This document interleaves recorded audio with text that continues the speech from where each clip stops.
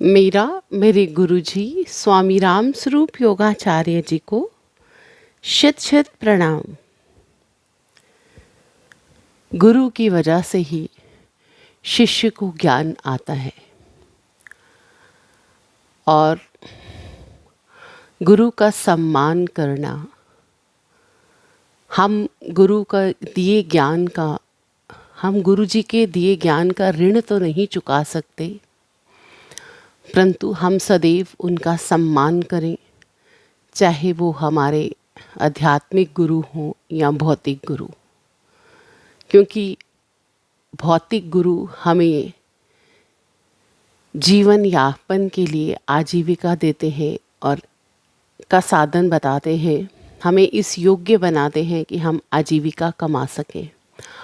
और आध्यात्मिक गुरु हमें ऐसा जीवन यापन बताते हैं जो धर्म युक्त हो। जो कर्म हमने किए उसकी एक बुकलेट बनी और उसके अनुसार हमें जन्म हुआ। कोई कुत्ता बना, कोई गधा बना, कोई घोड़ा बना। मेरी बुकलेट में इंसान बनना आया। आप सबकी बुकलेट में जो भी इस वीडियो को देख रहे हैं, और क्योंकि इंसान ही इस वीडियो को समझ सकता है, कुत्ता गधा घोड़ा नहीं समझ सकते। तो हम सबके हमारी बुकलेट में कर्मानुसार, क्योंकि हम कभी कभी प्रश्न करते हैं कि वो अच्छे कर्म नहीं करता, फिर भी उसका भाग्य देखो कितना अच्छा है, तो लगता है पाप फलता है कलयुग में। ऐसा नहीं होता। ईश्वर के नियम नहीं बदलते, क्योंकि उस पहले बनी प्रारब्ध, फिर बना शरीर। पहले तो बुकलेट लिखी जा चुकी है, आपका जन्म इस वक्त होगा, फिर आपके जीवन में ऐसा होगा, ऐसा होगा। हाँ, प्रारब्ध को अगर थोड़ा चेंज कर सकते हैं तो वो ऋषि मुनि, और उसके लिए हमें उनके पास जाना पड़ता है, उनके साथ बैठकर उनका ज्ञान सुनना पड़ता है, उनकी सेवा करनी पड़ती है, यज्ञ करने पड़ते हैं, और स्वयं की अष्टांग योग की साधना भी जो हम उनसे सीखते हैं, तब कहीं जाकर प्रारब्ध थोड़ी बदलती है। पूर्ण वो भी हम नहीं कह सकते हैं। गुरु जी कहते हैं कि कर्मों की व्याख्या के आगे तो बड़े बड़े ऋषि मुनि चकरा जाते हैं कि जब करामान पढ़ते हैं।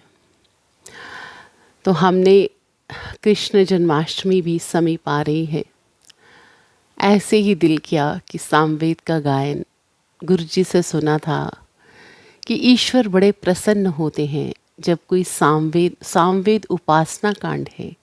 ईश्वर की भक्ति कैसे करनी चाहिए ये हमें सामवेद से पता चलता है। तो गुरुजी से मालूम पड़ा कि सामवेद की गायन करने से ईश्वर प्रसन्न होते हैं। वेदों का गायन जो वैदिक काल में होता था, हम राम की बात करें, कृष्ण की बात करें, जो योगेश्वर हुए, सम्माननीय हैं, मेरा उनको भी प्रणाम। लॉर्ड शिवा हुए, वो सब वैदिक काल ही रहा, और उसमें वेदानुसार ही भक्ति होती थी, गुरु का सम्मान होता था।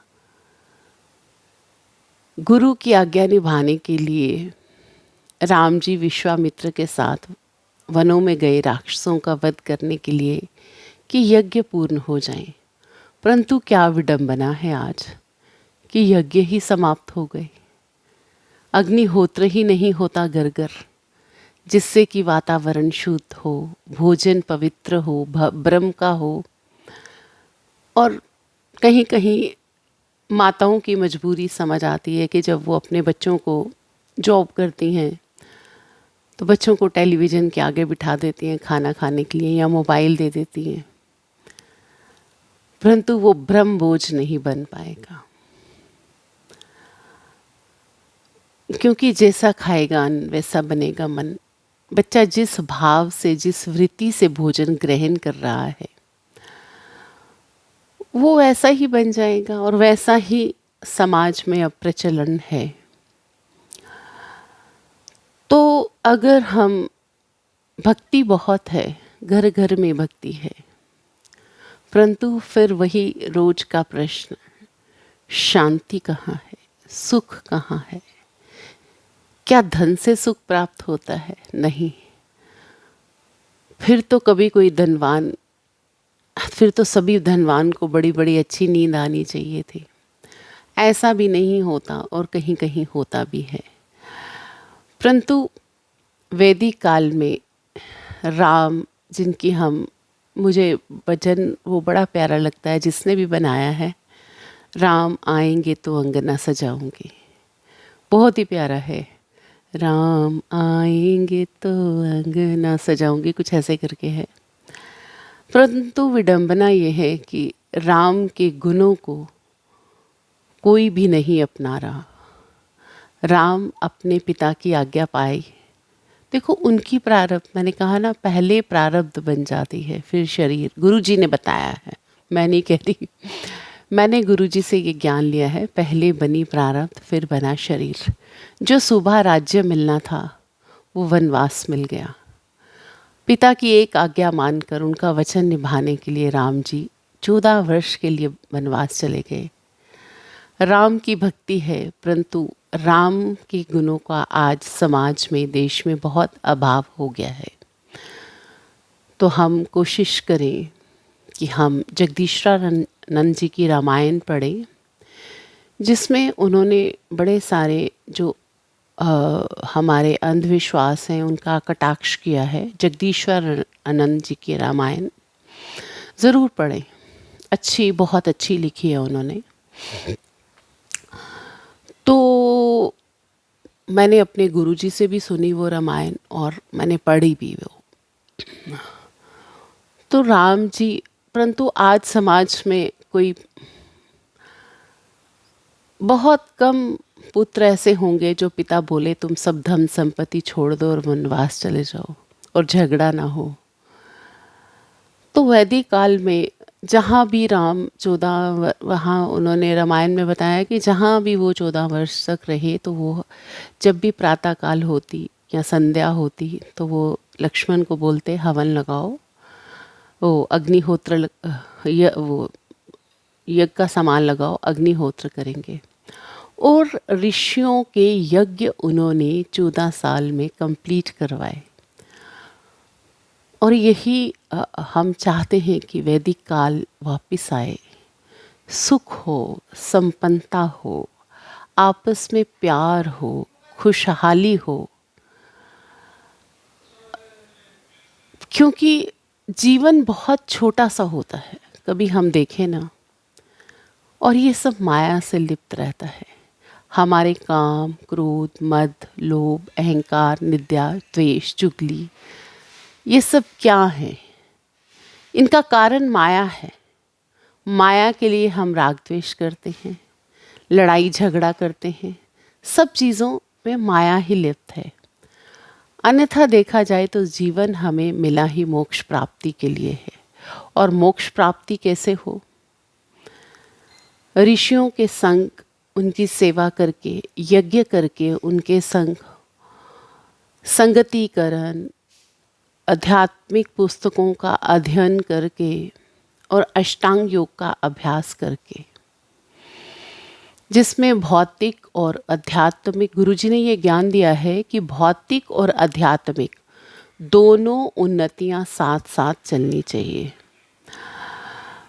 तो मुझे लगता है आज प्रीचिंग ज़्यादा हो गई, तो हम, कृष्ण जन्माष्टमी आ रही है और वैसे भी नित्य इस गान को ज़रूर सुने।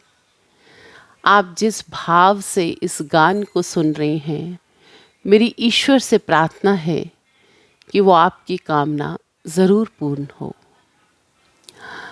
तो आइए हम अपना गान आरंभ करते हैं। पंचमी दशतिः। ॐ पान्त्मावो अन्धस्य इन्द्रमभिपृगायत् विश्वासाहं शतक्रतं क्रतुं महिष्ठं चष्णिनाम्। ॐ प्रव इन्द्राय मादिनं हर्यश्वाय गायत् सखायः सोमपावने।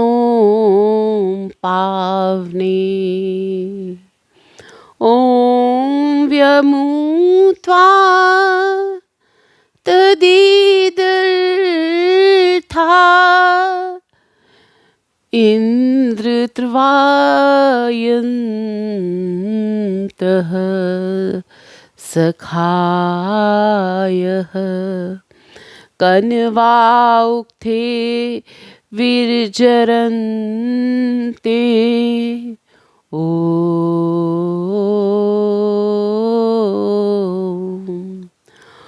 ॐ इन्द्राय मध्वने सुतं परिष्टोभन्तु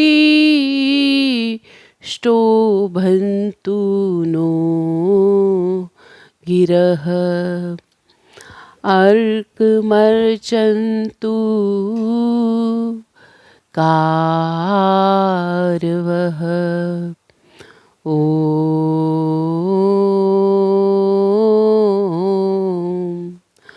ॐ अयं त इन्द्र सोमो निपूतो अधिवर्हिषि एहिमस्य द्रवा पिब। ॐ सुरूपकृतनुमुतये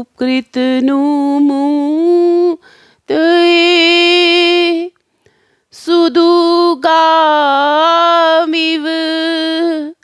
गोधुहे जुहुमसि द्यवी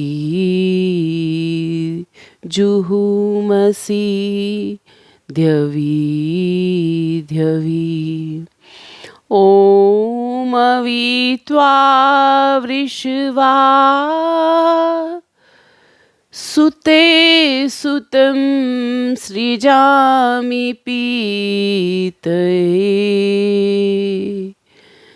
त्रिम्पाविश्वयश्नुहि मदम्।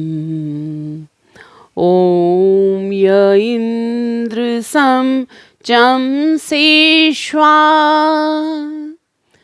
सोमश्च मूषुते सुतः पिवेदस्य तव त्वमीशिषे।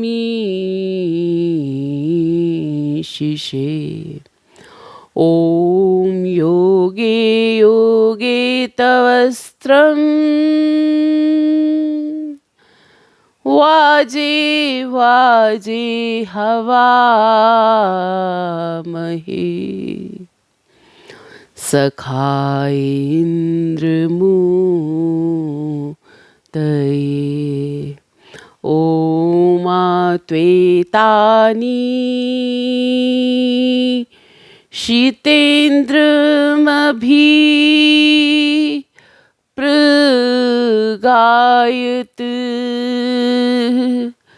सखायः स्तोमवहसः। ॐ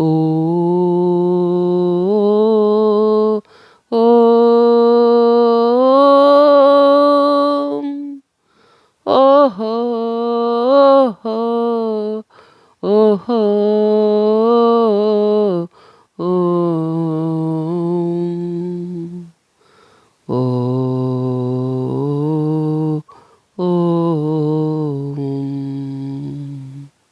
उम्मीद करती हूँ घर घर वैदिक गान होगा, ज़रूर होगा। सुख समृद्धि खुशहाल भारत वापस आएगा। जो भी इसे मन से आत्मा से गायन को सुनेगा उसे ज़रूर सुख की प्राप्ति होगी। ओम ओम ओम।